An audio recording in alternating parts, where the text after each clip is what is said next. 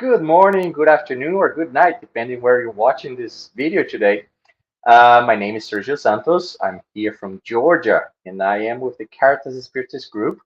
I study group here in Georgia, and tonight we're speaking on this little book here. One more lesson, the lesson number 28 about the chapter 29 of the book Initiation into Spiritism by Teresinha Oliveira.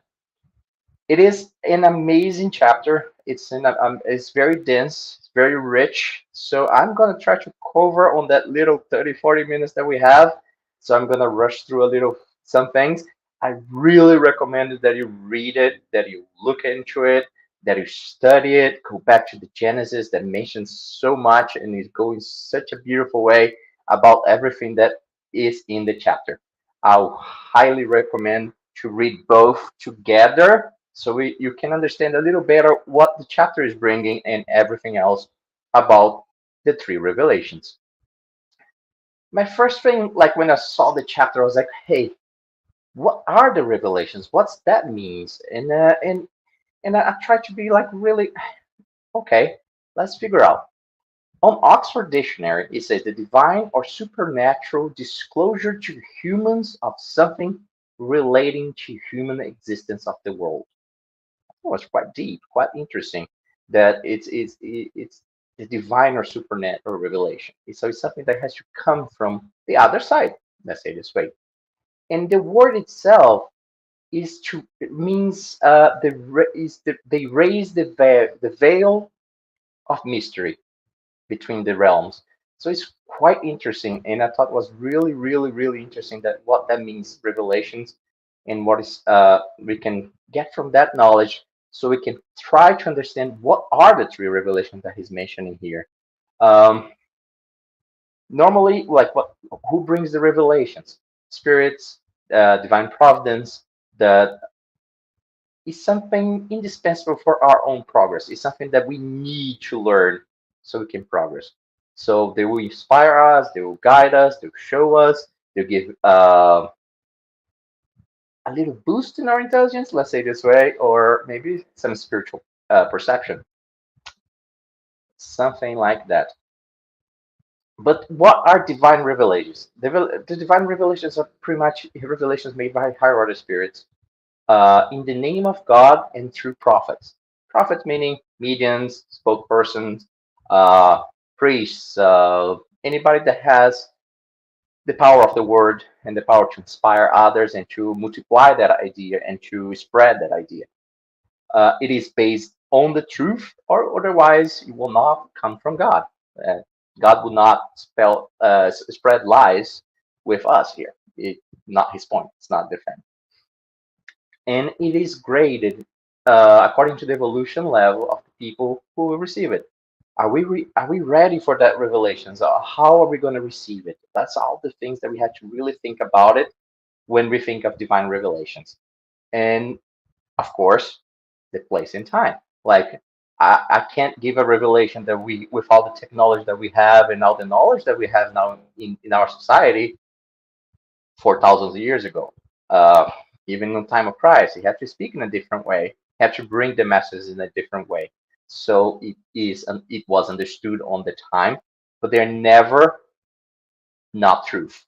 And that's what's really important of the revelations, divine revelation. Now let's think about one more thing that keeps. That's the thing. Lots of things came to me on this chapter. Is really really interesting, and there are a lot of things that made me meditate a lot. So one thing that I kept asking is like, why new revelations? Why are the need of it? Why do we need all those new informations? And what? Why is it? A few topics that I got it that I read on Teresinha's book is like I'm going to read a couple passages just so we have it. Through ignorance or bad faith, humankind may not understand the divine revelation by misrepresenting it or make it improper additions. That's something really to think about it, especially when we start studying. We're going to go through the three important revelations that she mentioned. So we had to think on that on those times as well. Like how humankind is interpreted or made a improper addition to all these revelations, and that's why a new revelation had to come by to, hey, let's go back to their origin. Let's go back to the sense of it, the primordial importance of that revelation. And they serve to remind and confirm the truth previously revealed.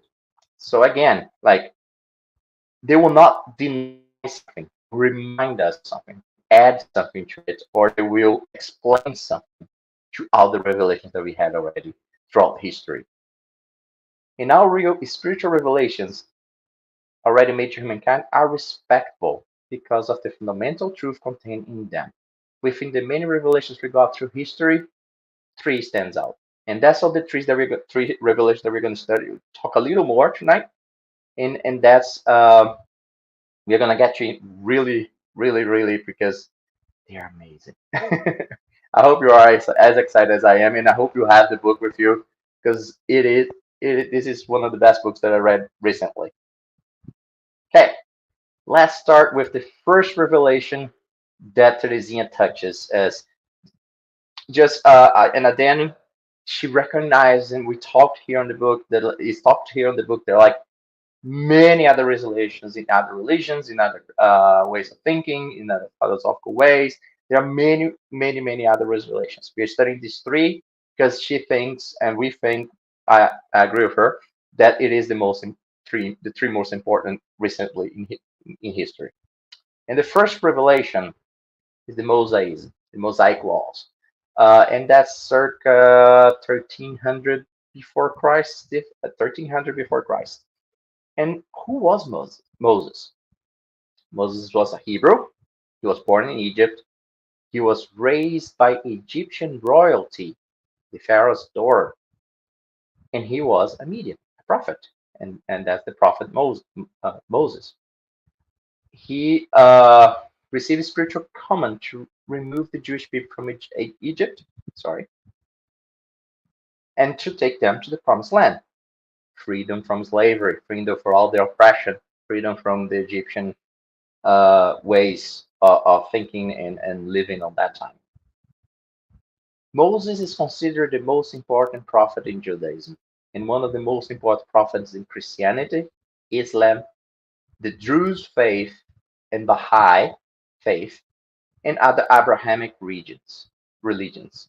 According to both the Bible and the Quran, Moses was the leader of the Israelites and lawgiver to whom the authorship of acquisition from heaven of the Torah, the first five books of the Bible, is attributed.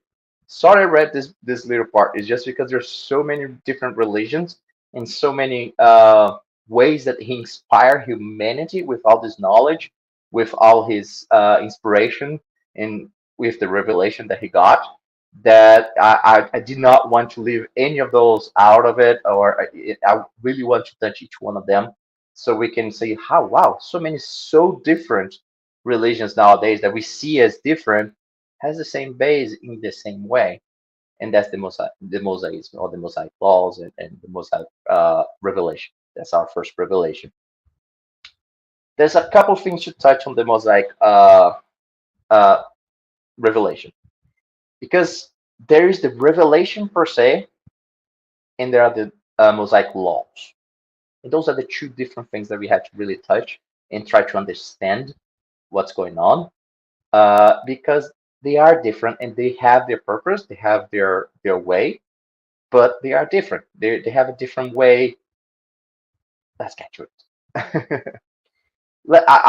I'll read it really fast. Just what's the divine law for Moses? It's the Ten Commandments that we all know, that we love so much, and it's really beautiful. It's very classic, and it's embedded in all religions, in all sorts of faiths, in everything that is to goodness. Number one, do not make images or worship other gods, i.e., nepolytheism or idolatry. Number two, do not pronounce the name of God in vain.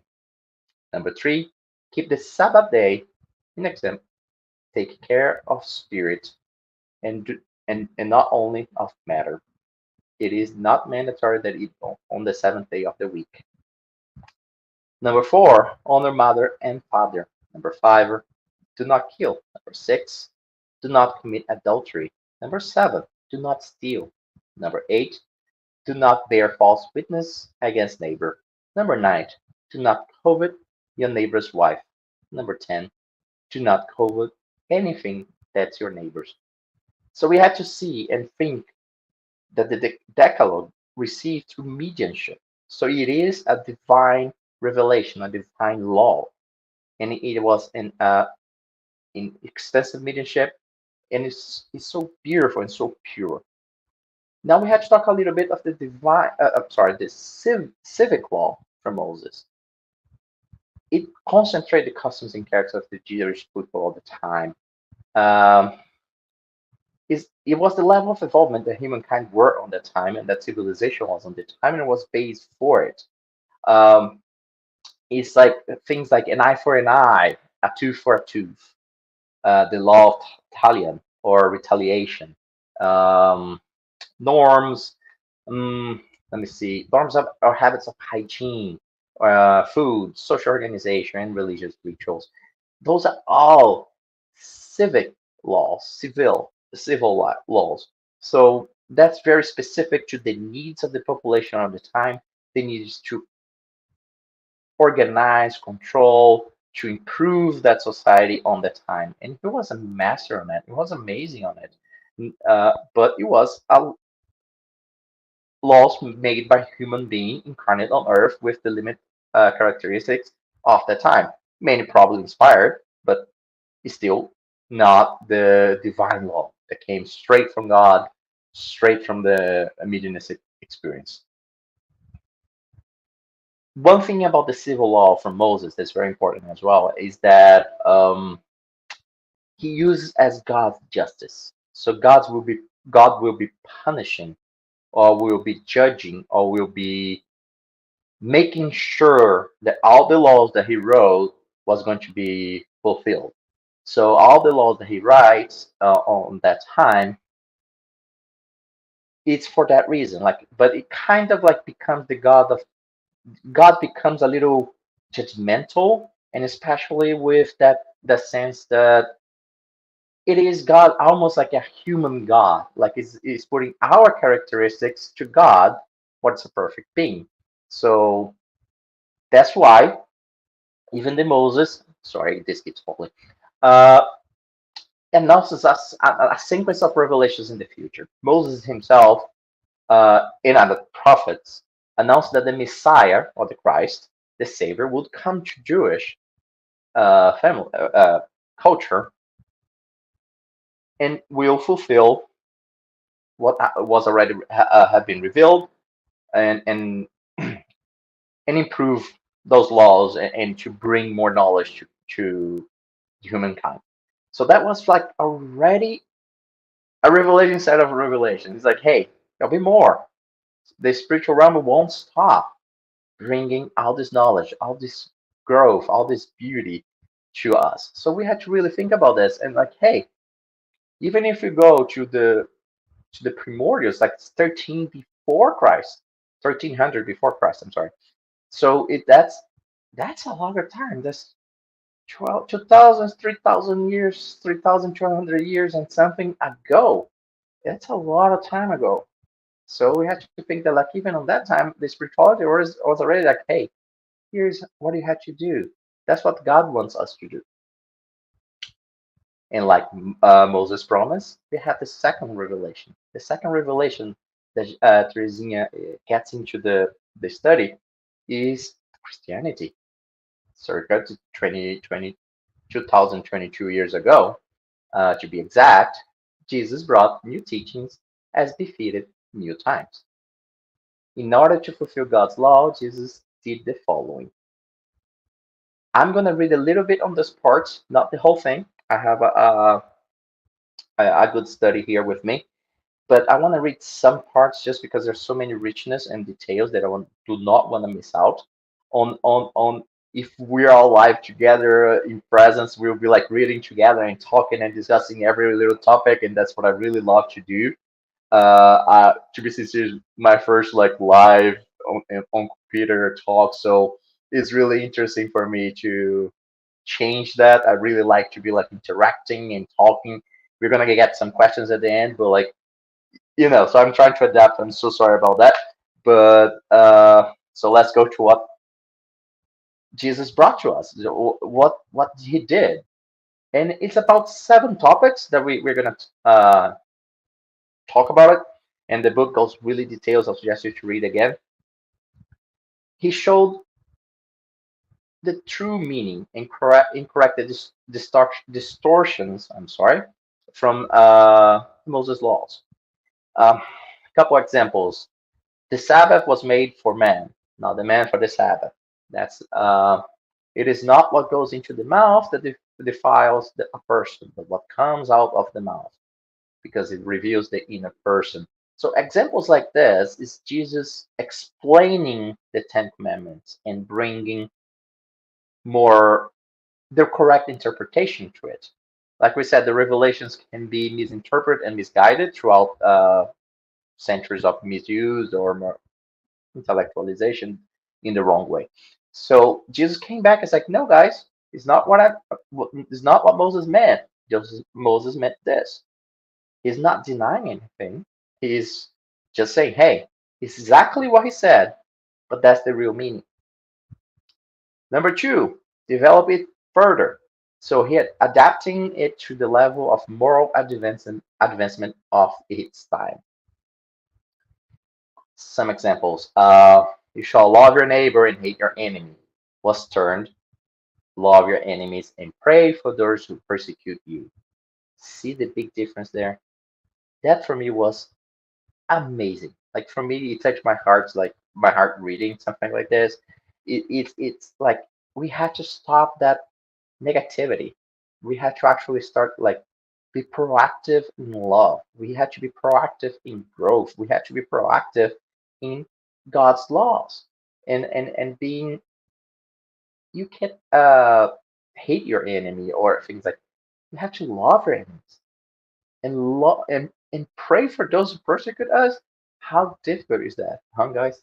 I don't know. I'm still learning. I'm still getting there. Another thing that Jesus did was he informed more fully about future life and the punishment rewards that await humans after that.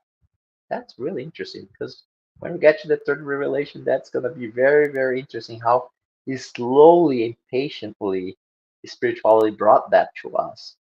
And it's so beautiful that they have no no rush to it. Hey, God is not punishment, but there are consequences for all causes. So we had to really think about that. And a great example is a parable of the rich man of Lazarus. We can read that. I think I'm going to be short on time, so that will be a homework for us to do to read together the parable. If you have questions, I'll try to put on later on, and we talk on the live. It will be amazing.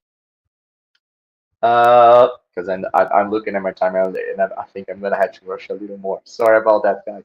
So number four that Jesus also did is offered a new better idea of God. That's exactly what I was talking on the previous one. Because the God of Moses was wrathful, jealous, vindictive, cruel, merciless, you name it. He wasn't just, if anything. So it was very difficult to not be fearful of God, to not have that fear of God. And stop to thinking on that. That's sad. Like, how would we feel if we fear our Creator? So, like, we really have to think that, and what Jesus brought, the God revealed by Jesus is gracious, sovereign, is just and good, is full of mercy, forgiveness, gives to each one according to their works. He's just the common father of the human race, which protects and calls everyone to itself, not wishing to be feared but loved. We stop to think, what father or mother want to be feared instead of loved? I don't think anybody. And if it is, if we had to really, if we are one of those parents that we prefer to be feared and loved, we should be reflecting on ourselves. I'm not a parent yet, but who knows? We had to really think on that. I don't think I would be like to be hated or feared by my kid or by somebody that I love. Another three more things that I'm summarizing here that Christianity brought to us. He summarized and simplified it. You shall love the Lord your God with all your heart and with all your soul and with all your mind, and your neighbor as yourself. That's pretty much the whole Ten Commandments. That's a summarization, but simplification, but does not deny any of the Ten Commandments. It talks about pretty much all of them in a different way, in a positive way. You shall love, you shall learn, you shall um, give yourself as a fool, and you have to love your neighbor as yourself. So we have to love ourselves, and we have to love our neighbor as well. Like, so if we don't love ourselves, how can we love others? And that goes through like a beautiful, beautiful way of us to be really thinking and rethinking the Ten Commandments and going back maybe on the right way, on the right passage to God, on the shorter way maybe than actually going around with all the guidelines and restrictions from the past. So he was very simple, but not at all simple at the same time, if you understand me. Um, and that's the beauty of Christ. Like the other thing that he did that was fantastic is like turning the negative focus into a positive one. Uh, Example, you shall not do evil. That was in the Decalogue from Moses. He transformed, you shall do good. That's a big difference on such a small little words, right? For me, it was really like, hey, that is, we had to stop focus on this negative. We had to actually focus on the positive, on the beauty, on the transformation. So that's another thing that Christ did. And I think the last one, but I think the most important one for me is he exemplified. He did not preach and not do it. He brought the knowledge doing it. He brought the knowledge as an example. He talked about everything that he taught, all the parables, all the teachings that he brought to us. He was exemplified by him. He died for us. He resurrected for us. So spiritual reappearances, everything that he taught, he did. So that was fantastic. That's something that for me that's so rich in Christianity. And again, like to tie the knot to Moses, it adds to it. It reveals a little more. It takes that veil. Remember that we talked in the beginning. It takes a little of that veil, a little more. Like it's not only that, it's more to it. Let's see what it is. Let's think about it. And most of all, let's live it. And that's Christ. We could be talking about him like this 40 minutes only by Christianity. So I'm gonna be forced to jump to the next revelation. That's even whew, it's again is our third revelation that Teresia touches. It is Spiritism that came in 1857. And just to put a little bit of context on Spiritism, it came in France in the 19th century. And France at that time was going through the social organization that was equality, freedom, fraternity. So it had a soil that was really receptive to these ideas of spiritism, these ideas of that we bring to it. Then we're going to talk a little bit about that.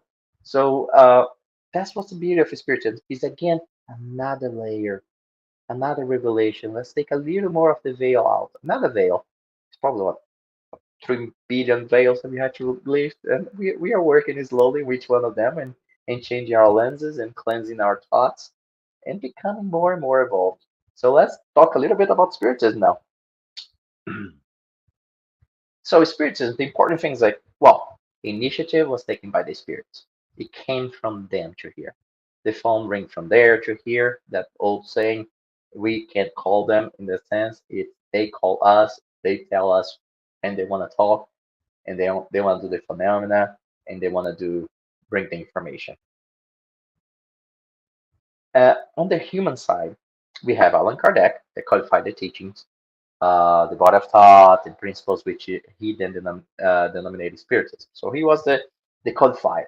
He got all this knowledge for all these mediums, all these spirits, and organized through the books and make it in a way that was makes sense, that we could study from, that we could learn from, that we could grow from it.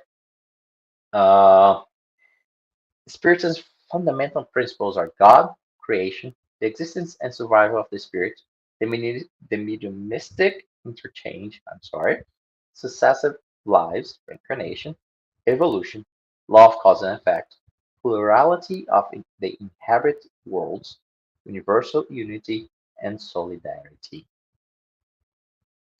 Amazing book for that. If you're new to Spiritism, or if you're just watching this video and never heard of Spiritism before, get this guy. This book will that's the codification of Allan Kardec. He goes question by question, answer by answer by the spirits, comments from him, comments from other spirits. So we had to really like analyze, study, and understand why he was asking those questions, how he was asking it, on the scientific mind that he had, sorry, when he incarnated. So we had to really understand that the Spirit's book, even though it's an initiative that was became from the spiritual realm to us, there's a lot of thought and a lot of inspiration by Allan Kardec on the human side to make it organized, to make it understandable, to make it easy. I don't know, easy that is the correct word, but easier maybe to understand in that sense. There's a lot to read, and every time that I read the Spirit's books, or if I read a question that I haven't read in many times, it comes again that revelation. It's like, hey, I did not think of that when I first read, or a second read, or a third read. So it always comes back with different teachings because I'm probably better to receive that knowledge. And it goes back to that revelation thing of the veils. And that my personal veils, but like you still have the humanity veils that Spirit has brought. So let's talk a little bit of Spiritism. It does not abolish the divine law as revealed by Moses and Jesus. That's one thing that this has nothing, if anything, amplifies it. Spiritism reminds, explains, completes, and develops it, aligns science and faith. Spiritism took away that blind faith that we have sometimes, and we had many incarnations before. We probably still have here in many specific topics or not, but we all have this tendency to have this uh, blind faith, and that's not okay. Spiritism brings like, hey, it has to be a knowledgeable faith. It has to be something that you actually believe because there is a reason to believe, and it's a faith. It's beautiful that has fundament to it. There's logic to it. There's science to it. Spiritism it is the call to the true principles of God's law and consolation through faith and hope. And the main character of the Spiritist revelation is a comforting truth. That's something so beautiful and something that keeps coming to me over and over and over. That we study and study and study and study and we get to the details of spiritism that's so beautiful and so magical when you start studying the principles of fluids or anything that's very more deep and interesting. And he always has a way, spiritism always has a way to come back to us and say like, hey, but how are you applying this to your heart? How are you making this a betterment for your moral? How is it making this a progress in your life? So it's a comforting truth. It's something that builds in our heart a certainty that we are loved, that we are connected to God, that we are sons and daughters of God, and He is a loving God. So spiritualists keep coming back what Christ back in the day told us. develops more and more with the science of the day and talks about this. And that's the beauty of Spiritism. And that's, I think, that's something that we really have to meditate about in Spiritism, is the power that it has of healing, of growth, of love. That every topic that we can think of, that there are difficulties, we can find an answer if we really look for it and ask for, pray for it. In the Spirit's book, the Gospel, and the codification, we can find deep philosophical thoughts. We can find solutions for dilemmas, moral dilemmas, and so on. It analyzes the passage from Christ in a deeper sense, in a common sense, without that blindness that we had from our past faiths and things like that. So we really have to think on all of those things when we talk about spiritism, when we study spiritism, because it is faith and hope. It is truth. It is a it's comforting. It is about soothing the ailments that we have here on earth. So we really have to think and bring that knowledge when we study anything on spiritism.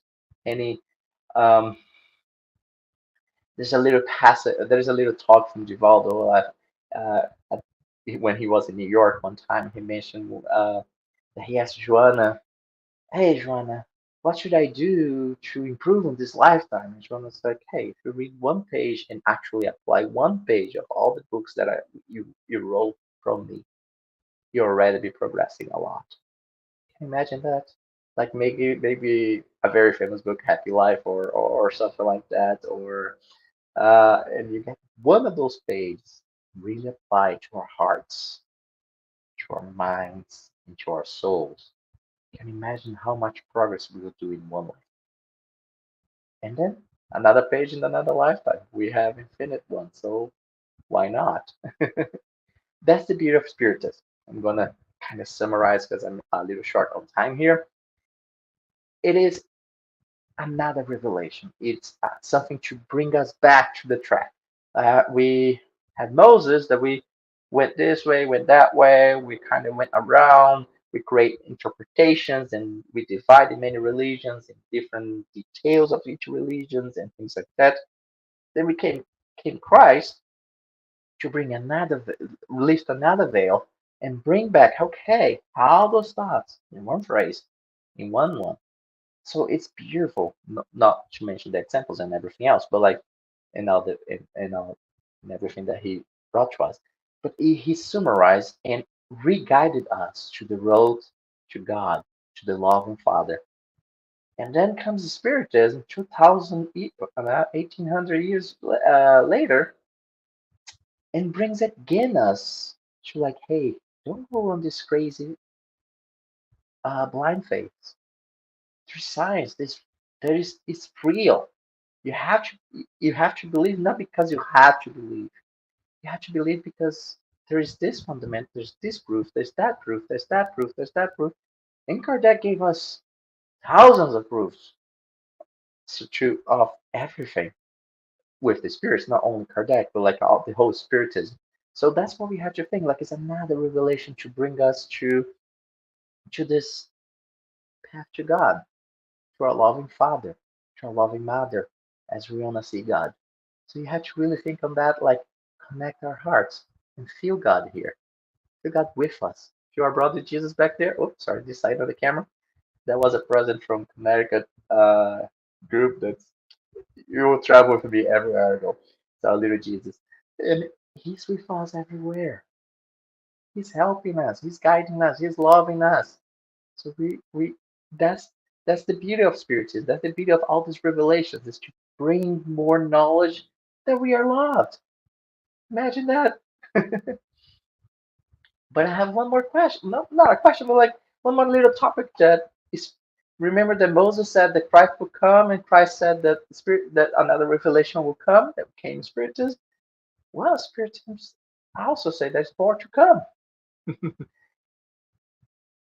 I'm gonna read a little text from the book just so we have in our minds. It says like it is in the progressive nature of spiritism which was not brought as an already complete part of thought, with nothing more to add, that the teaching should continue and will still come from the Most High, according to our needs for spiritual advancement, and also that acquired by scientific progress. Therefore, for revelation coming, every day is. If you think about it, Chico wasn't. It was already further from Kardec, and then you have Vivaldo, you have mediums that are bringing more knowledges and other uh, body of studies that don't stop. So that would be our fourth revelation. So I think I covered most of the topics of the chapter. Again, let's read it and send me questions. I think I have a couple questions here. Let me just take a look. Just 1 second. Okay, found it. Um, First question that I have here. What I was just talking probably. Uh, can we expect more revelations to come, or have we already received all the knowledge available? As was mentioned, Spiritism is always progressing, like science is. Like we are developing our, let's say, like we have two wings. That little analogy. We have two wings: the knowledge and the moral. More to develop one, more to develop other, and that how it goes. We always evolving. So with that, more knowledge, more scientific knowledge, or moral knowledge. So that meaning more information, more revelations to come in different ways and forms.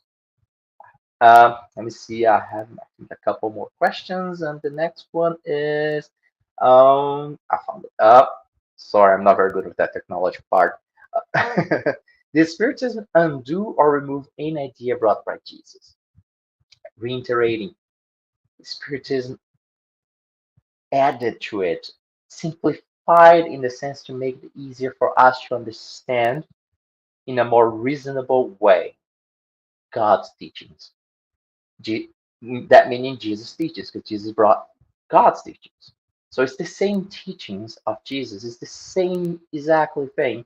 Spiritism is just when you get the gospel according to Spiritism, you get the passage from Christ, and in Spiritism give those maybe a vision that we haven't taught before for some reason. And that the higher order spirit came like, hey, how about this instead of that? You think that way, but does it really make sense? So that's what Spiritism is doing, is bringing more knowledge, more understanding, and more guidance to us with the Christ teachings. So all the revelations, like we talked on the beginning, there's no canceling it, revelations. It's adding to it, explaining a little more. Give, hey, you're not in kindergarten anymore. You're a little advanced, so you can get a little more knowledge on it. You can get a little better explanation on things. Oh, now you're in college, you can get much better understanding on things, and that's how they work. They can't give us a teaching that we won't understand because we are in kindergarten. They're bringing a college. It won't make sense for us or for them. They will lose time, not lose time, but they will be not, it will not, it won't be fruitful. So I have one more question, and I'm getting there on the time. So let me try to get this one. And the last one uh, is the idea of God offered by Jesus different from the one of the Spirit's book? No, definitely not. Definitely not. I have the Spirit's book with me, and just reading the first question, I'm gonna read just so we have per exactly as it is here. The question the spirits of books say, what is God? First question. God is the supreme intelligence, the first cause of all things. Supreme intelligence, first cause of all things. Going back to that analogy, he's the father and the mother of all things. Us, our brothers and sisters, our enemies, our guardian angels, everyone. It's created by God. It's about love. He's the first cause of all things. So we really have to think that like Spiritism is just developing a little more. Uh, Moses said, "You got the God to fear because it was needed for the civilization, the humankind on the time, that we needed to fear so we could respect and actually act on the things. And Jesus came to be like, hey, you don't need to fear because he loves you and he respects you and he created you. So, and then spiritists come and say, like, he is the cause for you. So there's no denying. It's just explaining and adding and getting the veils out from all the revelations. I am out of time.